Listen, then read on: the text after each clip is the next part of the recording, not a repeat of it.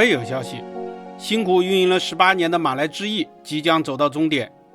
由于每年都需要联邦政府提供大量的补贴，该公司已经在沙拉越政府的要求之下转手控制权。有消息说，马来之翼将改名为婆罗航空，总部也将从亚庇迁至古晋。马来西亚是联邦制国家，有13个州和3个直辖区。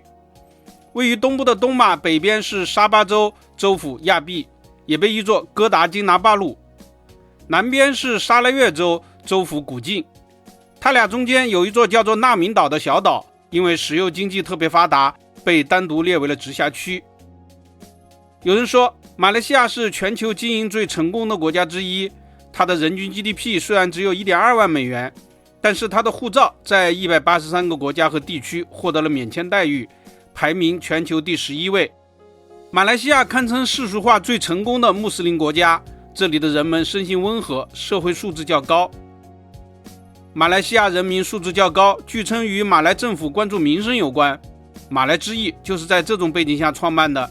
马来西亚机场密布，全国有大大小小近120个民用机场，尤其是东马两州属于热带雨林，地面交通不便，政府因此投资修建了20多座机场。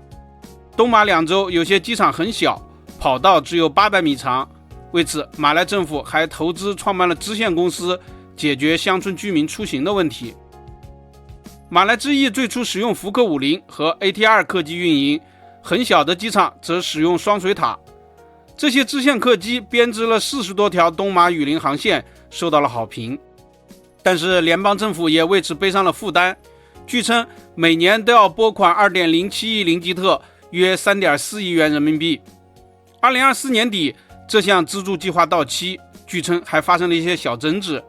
一方面，联邦政府认为客流很小的航线不应该再保留，另一方面，有人认为这家航空公司本来可以做得更好，变得更赚钱。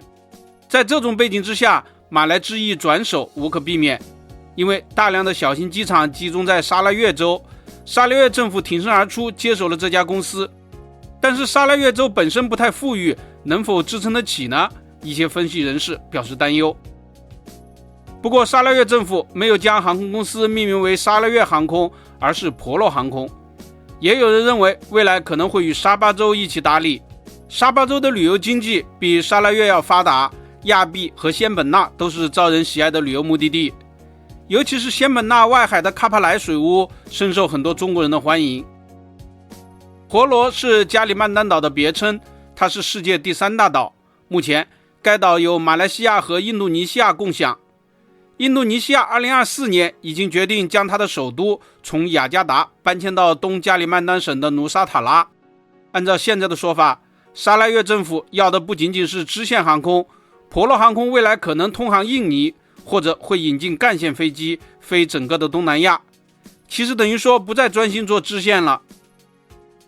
马来西亚联邦政府放弃马来之翼，在一定程度上代表了马来西亚支线航空的失败。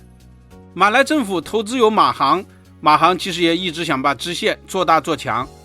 他曾经投资过萤火虫航空，同样使用 ATR 客机，但据说与马翼一样需要依靠补贴。